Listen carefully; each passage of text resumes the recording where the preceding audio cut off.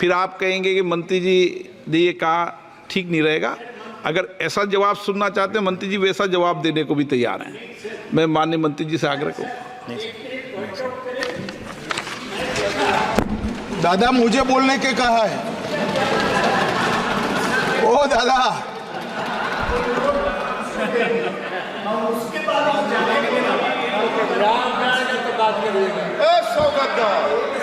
स्वागत बैठ जाइए, प्लीज बैठ जाइए। माननीय गृह मंत्री प्लीज प्लीज प्लीज। मैंने उनको हिंदी में बोलने के लिए कहा दादा, प्लीज प्लीज, और कुछ नहीं कहा है। Please please please please. माननीय अध्यक्ष जी,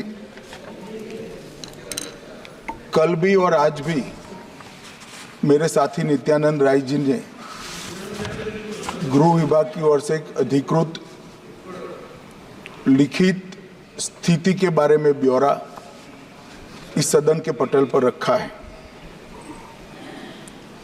परंतु आज डिस्कशन में कुछ मुद्दे खड़े हुए हैं। उसका मेरे पास जो सूचनाएं हैं, इंफॉर्मेशन है, वो सदन को और सदन के माध्यम से पूरे देश को साझा करने के लिए मैं आपकी अनुमति से खड़ा हुआ हूं। मान्यवर, सबसे पहले तो मैं एक दुखद आपदा में जिन जिन लोगों ने अपने स्वजन गंवाए हैं, जो लोग अभी लापता है, जबरदस्त ट्रॉमा में जी रहे हैं, और जो इंजर्ड हुए हैं, वो सभी के प्रति मैं हृदय से मेरी संवेदना व्यक्त करना चाहता हूं। अध्यक्ष महोदय, एक बात मैं सबसे पहले स्पष्ट कर देना चाहता हूं कि आपदा के इस समय में चाहे भारत सरकार हो, चाहे पॉलिटिकल पार्टीज हो, समय है केरल की सरकार और केरल की जनता और विशेषकर वायनाड के लोगों के साथ चट्टान की तरह खड़ा रहने का, और इसमें नरेंद्र मोदी सरकार कटिबद्ध है। और मैं इस सदन के माध्यम से केरल की जनता और वायनाड की जनता से कहना चाहता हूं कि हर संभव मदद और हर संभव प्रयास भारत सरकार की ओर से बचाने के लिए, रिलीफ के लिए और रिहेबिलिटेशन के लिए किया जाएगा। मान्यवर, जब वेणुगोपाल जी ने बात शुरू की तब मेरा राज्यसभा में कोटेशन था, वो यहाँ रखा हूँ। उन्होंने कोट कहा कि मैंने राज्यसभा में ऐसा कहा। फिर उन्होंने कहा अर्ली वार्निंग सिस्टम इस देश में होनी चाहिए। मैं सिर्फ आपके माध्यम से पूरे देश की जनता को बताना चाहता हूं, इस देश में दुनिया के सबसे आधुनिक अर्ली वार्निंग सिस्टम यहां स्थापित किए गए हैं 2014 के बाद। मान्यवर, दुनिया में बहुत कम देश है जो 7 दिन पहले आपदा का आकलन सार्वजनिक करते हैं, पूर्वानुमान सार्वजनिक करते हैं। भारत वो चंद 4-5 देशों में है जो 7 दिन के पहले पूर्वानुमान साझा करता है। कई सारे देश, ज्यादातर देश, मोर देन 90% देश 3 दिन के पूर्व में ये आकलन को साझा नहीं कर सकते हैं। हम 7 दिन पूर्व 2023 से सारे आकलन देश की जनता और देश की राज्य सरकार के लिए साझा करते हैं। साइक्लोन का भी अर्ली वार्निंग सिस्टम है, कोल्ड वेव का भी है, हीट वेव का भी है, बिजली का भी है, सुनामी का भी है, अर्थक्वेक का भी जितनी पॉसिबिलिटी है उतना है, फ्लड्स का है, भूस्खलन का है। कई प्रकार के अर्ली वार्निंग सिस्टम 323 करोड़ और 2000 करोड़ कुल मिलाकर 2300 करोड़ के खर्चे से देश की जनता की सुरक्षा के लिए एस्टैब्लिश किए गए हैं। फिर बशीर साहब ने कहा तो क्या हुआ? मान्यवर, जब तक हम डिजास्टर मैनेजमेंट का सवाल है और लोगों को बचाने का सवाल है, मैं कह सकता हूं 2014 के पहले इस देश में आपदा का रिस्पॉन्स करने का एक ही तरीका था, एक ही डायमेंशन था, वो बचाव का, मतलब रिलीफ एंड रिहेबिलिटेशन।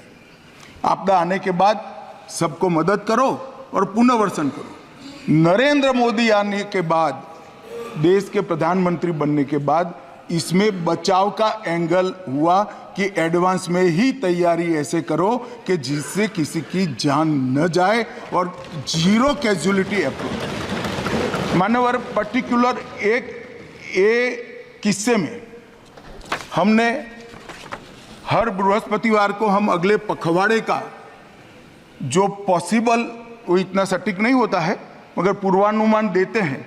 18 जुलाई को ही पूर्वानुमान दिया था कि केरल के पश्चिम तट के क्षेत्र में सामान्य से ज़्यादा वर्षा होगी। फिर 25 जुलाई को उसको स्पेसिफिक कर भारी वर्षा होगी, बहुत भारी वर्षा होगी ये कहा। फिर 23 जुलाई को अति भारी वर्षा होगी, 20 mm से ज़्यादा वर्षा होगी ये भी कहा, और इससे भी ज़्यादा हो सकती है। 23 तारीख को ही एडवांस में क्या किया पूछा गया सदस्यों द्वारा। 23 तारीख को ही हमने 8 NDRF के पूरे दल वहां पर भेज दिए गए। मान्यवर, क्योंकि हमें मालूम था कि 23 तारीख को 30 तारीख के आसपास भूस्खलन होगा या बाढ़ आएगी या बारिश ज़्यादा होगी तो ज़रूरत पड़ सकती है। अब डिजास्टर मैनेजमेंट का हमारे संविधान की स्कीम के तहत 2 हिस्सों में जिम्मेदारी आती है।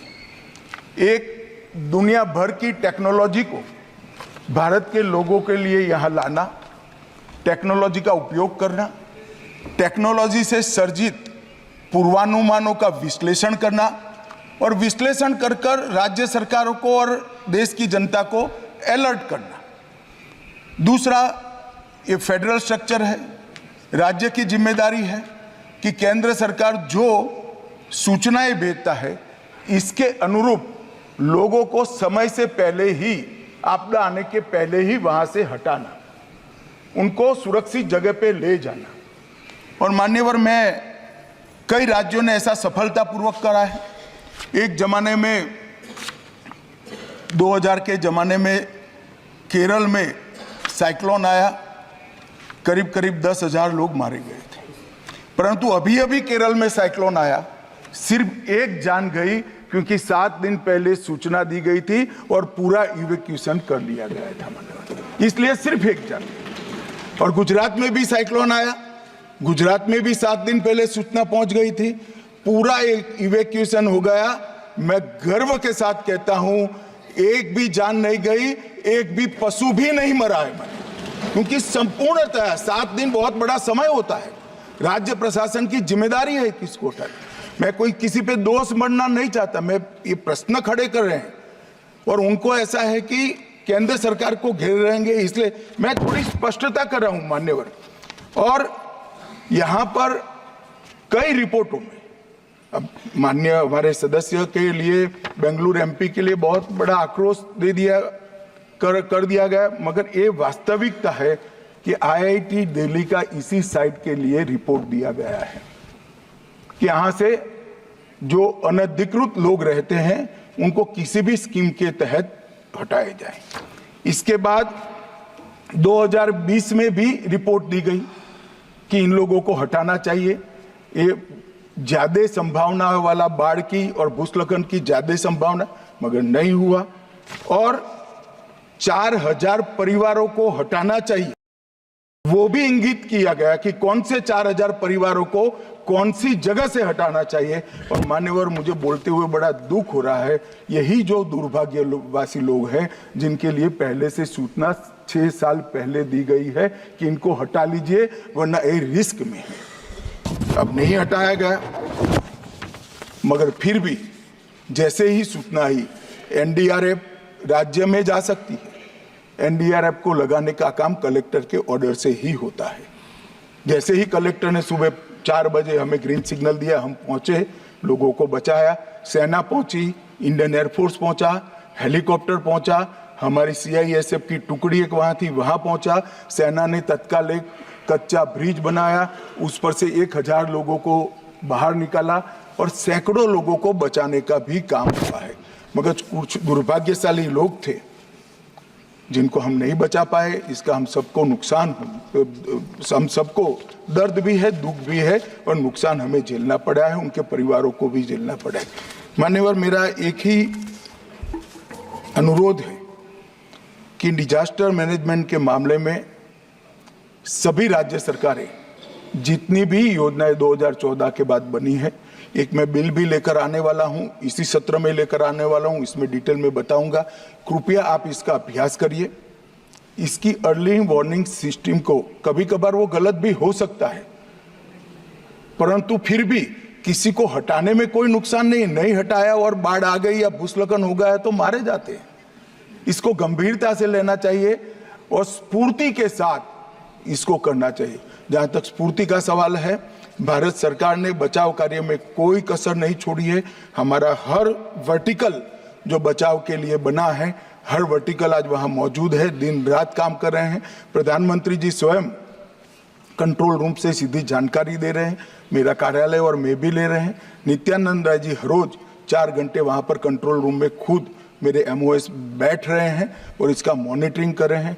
मैं इतना केरल की जनता को जरूर आश्वस्त करना चाहता हूं कि रिलीफ और रिहेबिलिटेशन के लिए हम कोई कसर नहीं छोड़ेंगे। भारत सरकार इस संकट की घड़ी में केरल सरकार के साथ चट्टान की तरह खड़ी।